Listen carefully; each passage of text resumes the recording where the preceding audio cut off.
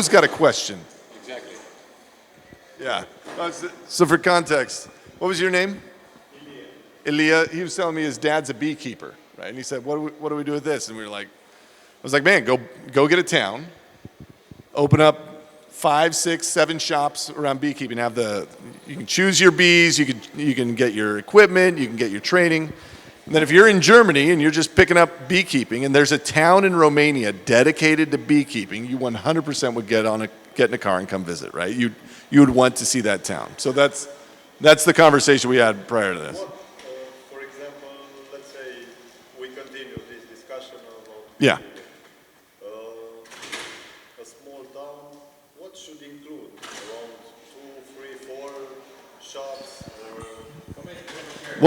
Well, I mean, start with one, and then grow into others as you can. But it's funny because the beekeeper, nobody's built amazing experiences for the beekeeper, right? This is what I was kind of saying about my demographic of 40 to 70-year-old women, right? That's how I've identified them. Nobody's built great experiences for them. Beekeepers are 100% the same. I'm a beekeeper, right? I keep bees as a hobby. And I know, like, it's old Yahoo stores websites and like crappy, the videos are just people that are pulling it together with their like, oh, I'm in here doing this thing. And if you made good, thoughtful content and you did a good job around it, like, I think there's a community there that's waiting to express themselves, right? So like, if it were me, I'd build my one shop and then figure where was the density of product, start expanding that and get your couple of shops. But very quickly, man, if there was the beekeeper focused restaurant where everything was, bee this and honey that, like they get a kick out of it. You go to a bakery and everything's made with honey. Like that starts to be this sort of identity of the town that starts to emerge. And you're just going to slowly play with like, what do people want? What do they care about? And as that community emerges of beekeepers, you get to, like, you are their thought leader. You are the president of that whole community because you did the work to establish it and put out the flag and say, hey, beekeepers gather here, right? But it's restaurants, like honestly, the beekeeper themed hotel, the beekeeper themed whatever, the merchandise, the supplies, all that stuff is an opportunity that nobody's ever touched, right? And like, if you decide to go do it, there's plenty of beekeepers out there, right? Like, go market to them, bring them in. Yeah. Yeah, and like my wife wanted to get into it, I would 100% send her to a 3-day getaway at the beekeeper capital of the world and say, go learn how to be a beekeeper. Go get the stuff. She'd come home with I'm a beekeeper shirt and the hat and the whole thing, right? She'd spend plenty of money there. Yeah. What else? Yeah. I have a question. So I work with my family business. We have new set of car parts. Yeah. And I heard from you that you firstly started without actually Right. sold online things. And I was planning to build this place where you can also buy car parts online. To kind of extend the business. Yeah. To the whole nationwide. And how was for you this step to go like to sell? So like you already have the inventory, you have the shop, you just want to put it online. Like, what I was saying in there, like one of the lessons learned is like, take the easiest route you can. Go shove it all in Shopify, go make that work, put it together. But like as you build that out, I mean, there's a lot of like online car suppliers available, right? If I'm a hammer, everything's a nail, right? Like I'm like, dude, what a cool town if you had the Volkswagen store and the Renault store and the the Audi store and the Volvo store and like all of these built around the parts and sort of had the expertise inside there. Like that starts to be really fun. And because the problem you're going to run into is differentiating. Hey, I'm an auto parts store. You don't matter. You have way less SEO than all the other guys that are doing it. You're not the only guy selling this stuff online. And so like this is just a marketing shtick, but it's a really good one that nobody's using. But yeah, for getting it online, man, just brute force, put it all in Shopify. They've got the SEO stuff figured out. Like it's the easiest way. I was thinking to make this more exclusive for mechanics. So Yeah, well, I mean, from an experience standpoint, build it around that. Yeah. many core, they buy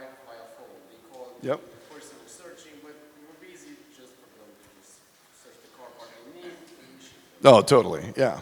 Yeah. No, that's an easy one to do, and then you're just making your database accessible. But once you get all that built, then you can figure out how to like connect that into other services and stuff to make those experiences super, super easy.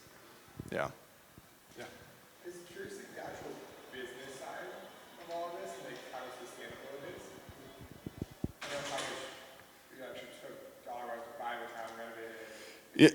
Can you tie that directly to revenue growth? It sounds like it is going to come to the I mean, it's a question mark, right? Right now, I'm going through an exercise of I think my content, my YouTube content and stuff, is responsible for about 50% of my sales, and I have this question mark in my head of if I 15x'd the content, right? If I had 20 other shows going and all this stuff, does that 2x my revenue? Does that 3x it?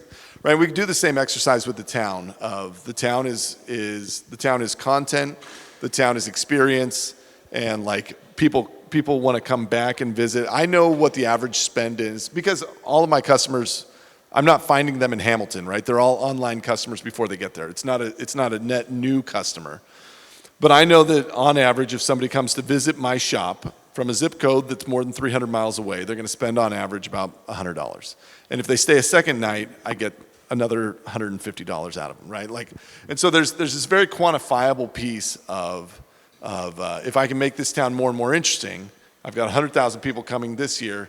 Next year I'm going to do 200,000. That's real dollars that like computes for me.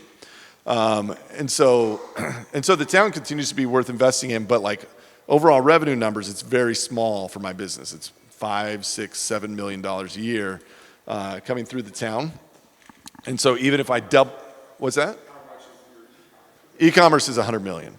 And so it's again, if you looked at our Instagram, it's 99% of our business is the town, right? The marketing message, it's 99% of it.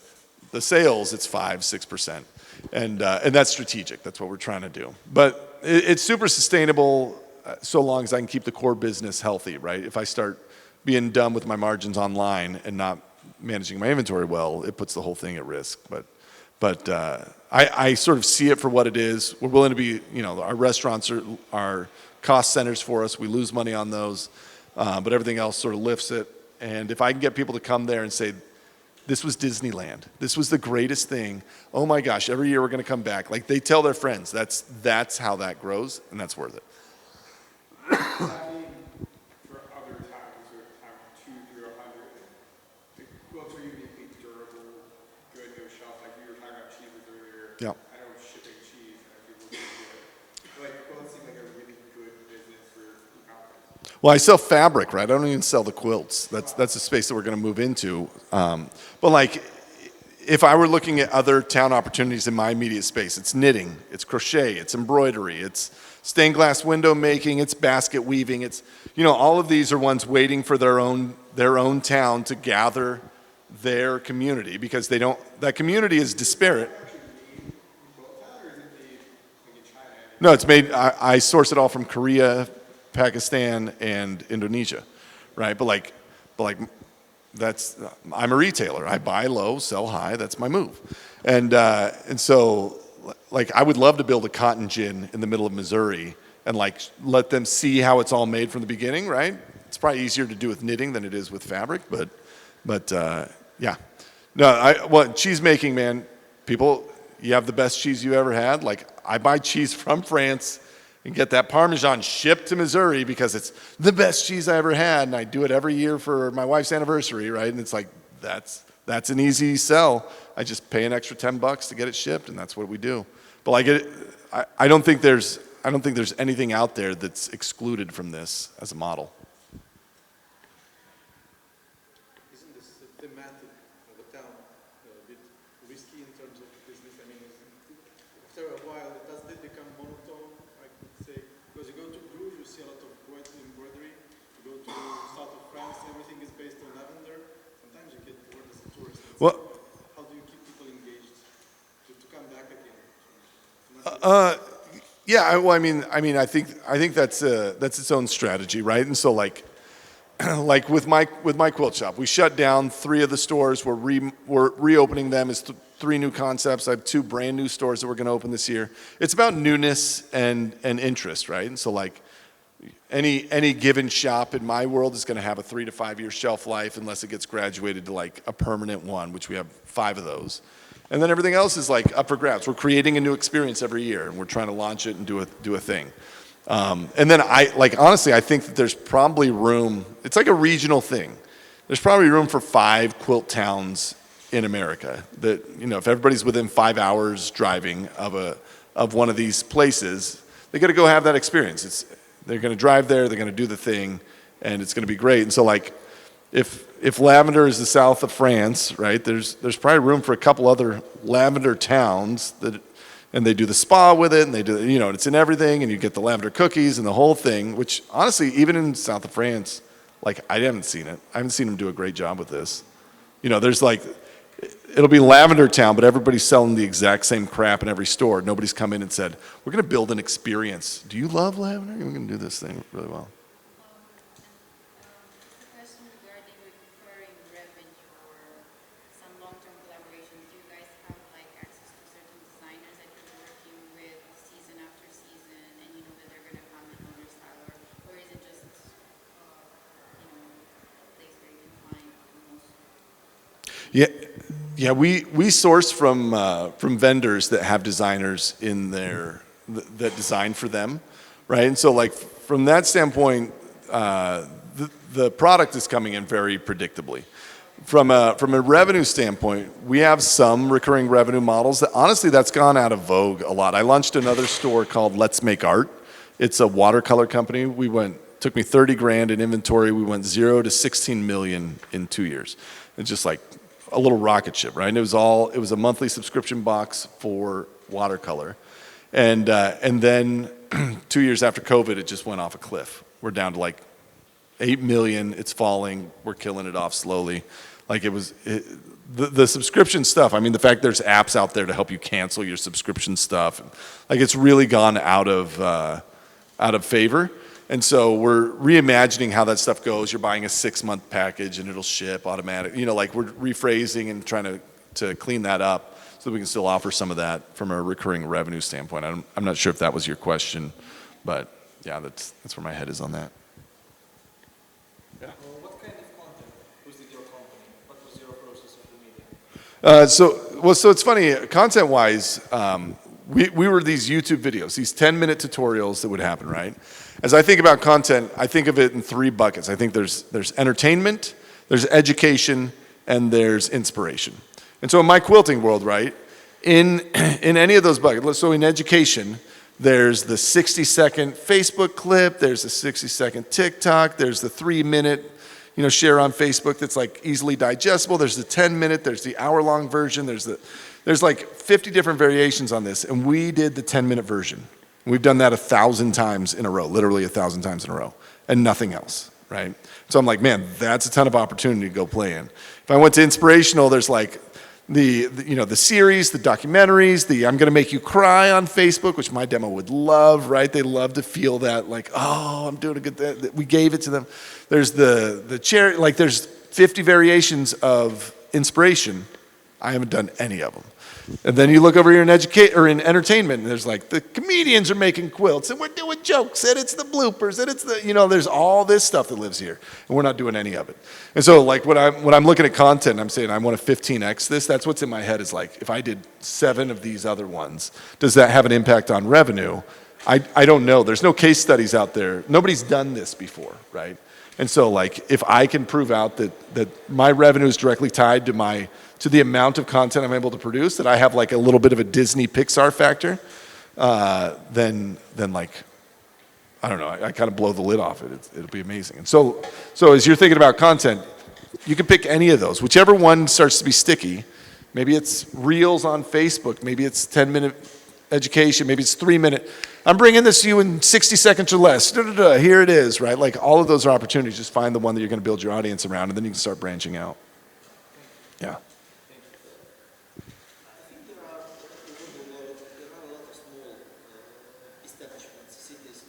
Struggling because I know people from there were able to gain their existence. That particular thing disappeared.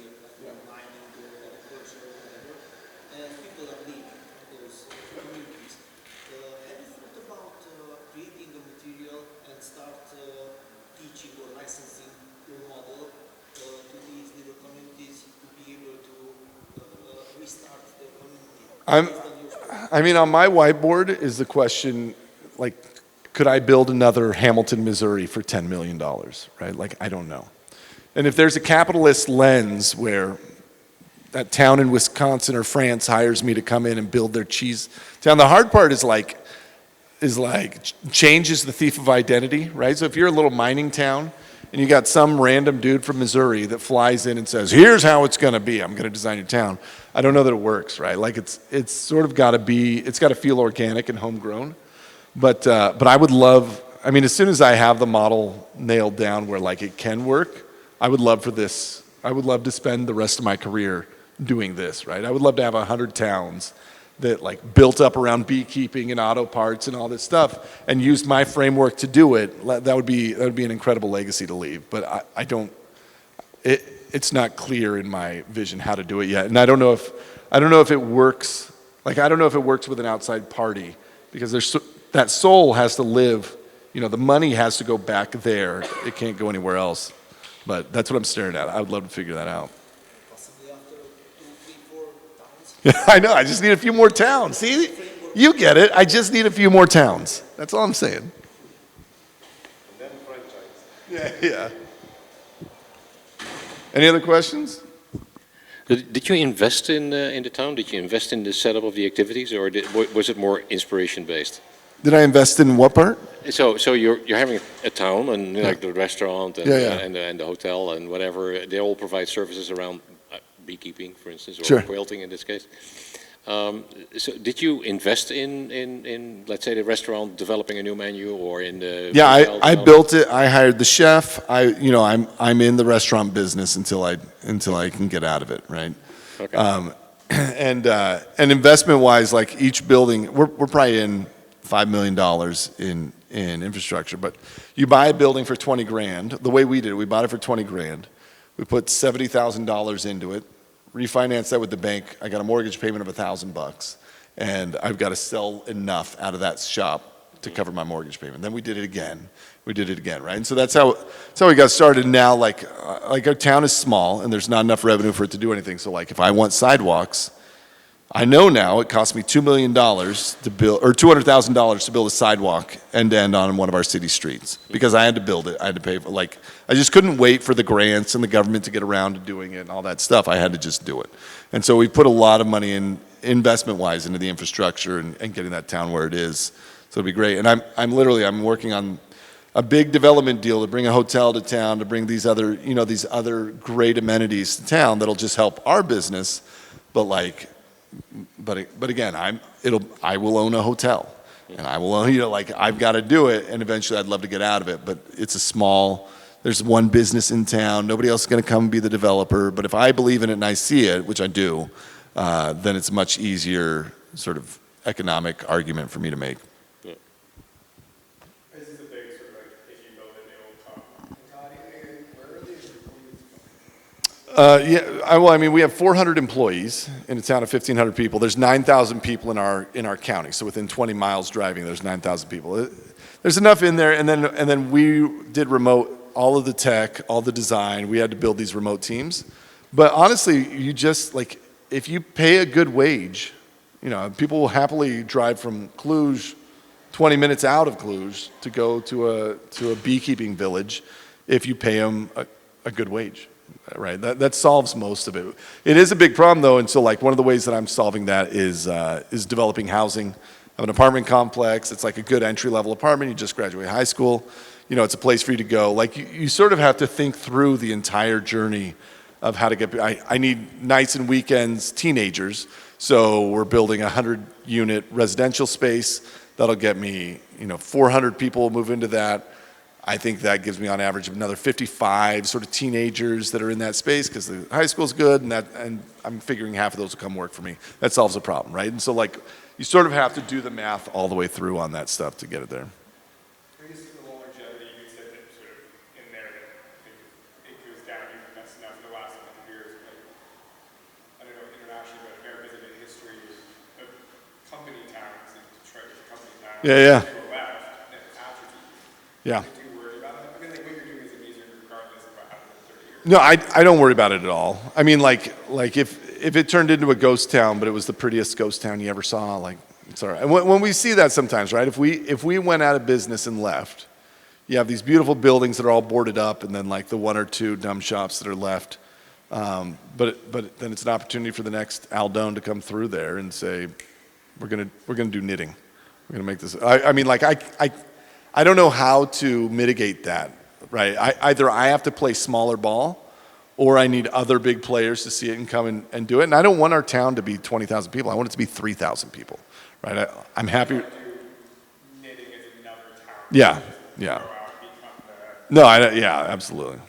Go let some other, like the identity gets muddied too as you try and do too much in one. I want to own who we are. What I want to say is that in the States there was a big example of what we're doing. At some point, the Italian mafia decided to build Las Vegas. Yeah, yeah. If I think about it, it's a very similar concept. The main focus was around gambling, and they just built it down. Yeah, you go out to the middle of the desert, put it together, and then it was a marketing thing, right? And like on a much smaller scale and with less murder, there's a lot of opportunity for us to do cool stuff and like build, you know, yeah. We don't have to go, we're not avoiding the law or anything, right? But it's that same idea and the same sort of chutzpah to go and take a stab at this that is needed from people like you guys. Like to go and grab one of these small towns. There's a lot, the risk is, I would say like to mitigate the risk, start with one and just build there, right? Like don't try and buy the whole town and do the whole thing. But like as you see things affirmed, you'll end up paying more for those retail spots as you go. But like build this stuff. Try one. If you can get customers coming out to your beekeeping town, build the second. Keep going, and let that like be aggressive in grabbing that identity, saying, "Hey, we're beekeeping town of the world. We're the capital. Come see us." But like. But shouldn't you buy some land or some spots before starting all the marketing so that you can... I think you can over-index on that. I mean, at this point now, I wish I would have, like, I could have got some of the buildings I'm buying for 200 grand. I could have got them for 20 grand, right? But like, the opportunity cost of that dollar 10 years ago was a lot more, and so I'm fine. But also, with as much business as I'm doing, I'm still the only buyer in town. Nobody's trying to come in and start a business and like compete with me, right? And so I wouldn't over-index on protecting yourself from other people coming in to develop. More so the risk, I think, is like, I now need to write in covenants in our town charter so that you can't come and build the neon green, you know, Starbucks doesn't come and build right in the middle of my town. I need to like, it all looks like we never had any of that, and I have to like build these covenants to protect the aesthetic and all that so that other people can come and develop there, and I'm not putting my whole sort of experience at risk. I don't know if you guys have that over here in Europe of like, like if McDonald's shows up in your small town, just wants to put their thing in and make it look like a big goofy golden arches. Like how do you got to protect from that happening because that kills the magic. It depends a little bit on the country whether that is the case, but several countries have these protective laws for facades and stuff. Yeah, like when I was in China, man, there'd be McDonald's and Starbucks, but they're just part of the aesthetic, and like that's what you're going for. Let them be there, but let them be part of what you're doing. I don't know if we can do this in Romania to protect. Here in Romania, I don't think much is protected. No. But in the knowledge where I come from, for sure, everything is protected.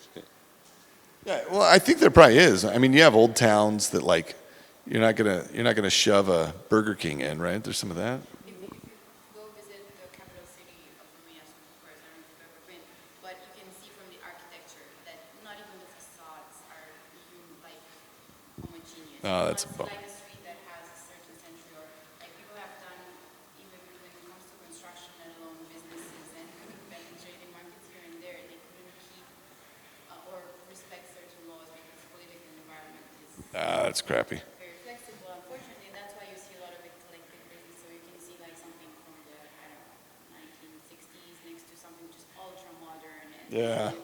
which is okay, but sometimes you also get these buildings that are very old and they've been reconditioned to do ridiculous Well, in that case, just buy all the buildings yourself. I mean, that honestly, that's our protection. Is I own everything, right?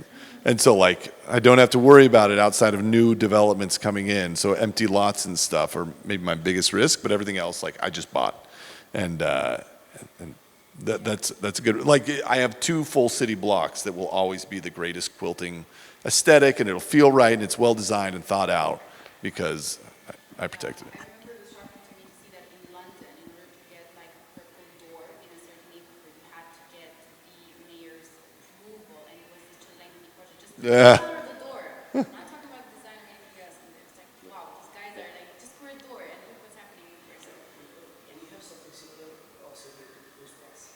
There is a small village called Media, if you know it. There, for example, I'm not sure if you've seen, there is a big rock, and the legend says that the sun,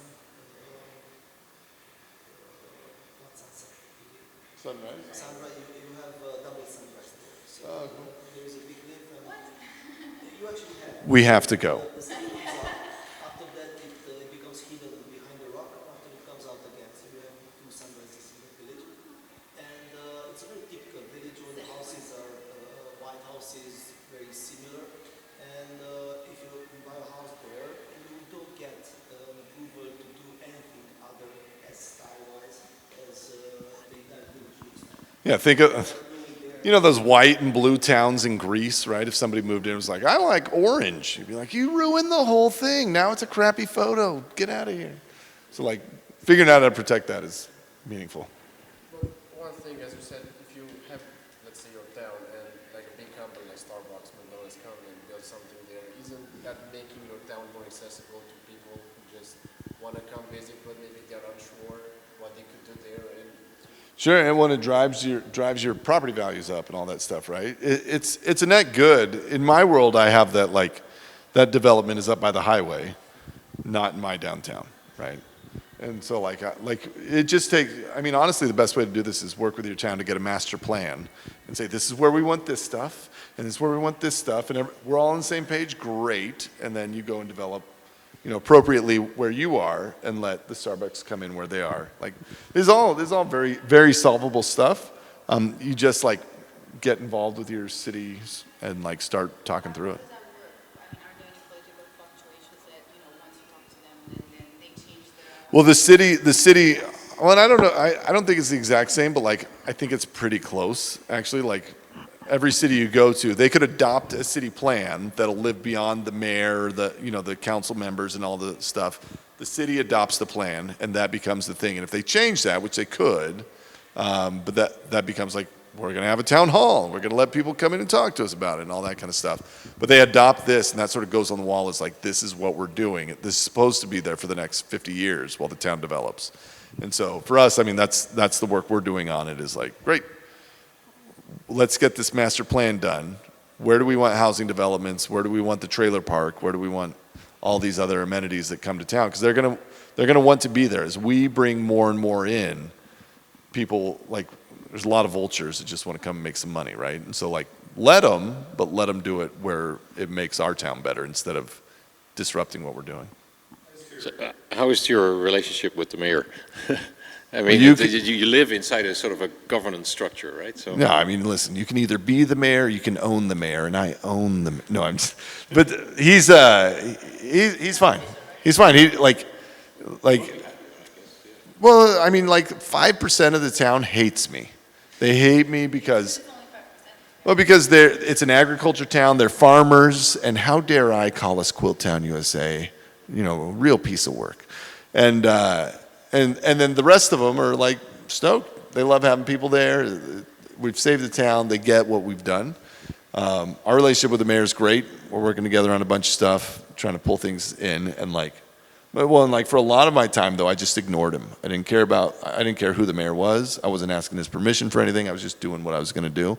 And now we've started to build a little bit more collaboratively because we need the town to get excited about the future of this and bringing them along. But yeah. It's fine. I mean, small towns, like, the mayor doesn't mean anything. What's he going to do? Stamp his foot? Like, nothing. They have no teeth. And so you just sort of build and do, you know, like, as the town grows, the mayor's importance and influence grows. And so like, as you get going, there's a good time to bring him in and help him appear to be successful, right? Because all he wants to do is say, look, when I was the mayor, look at all this stuff we did. Grew revenues to the town and all the developments and all the things, right? Like he gets to take credit for it all, even though he didn't do anything. And that's what you're trying to give him. Are you looking for new people in your team? Come on. You want to come and build a town, man? Yeah, why not? I would honestly, I would rather support you in building your towns here. Like honestly, I think that's way more interesting. Is getting an email that's like, hey, I got my little town. There's 900 people left in here. There's nothing happening.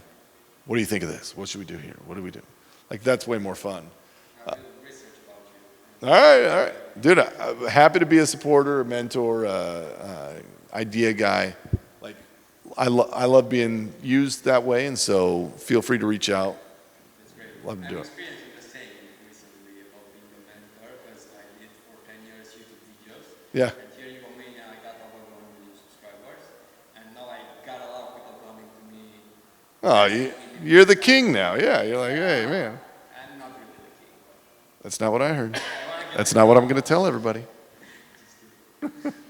No, it's great. Yeah, and like, yeah, you don't need to come work with me, but like, you should come see the town. Come on out. I'll give you the red carpet tour.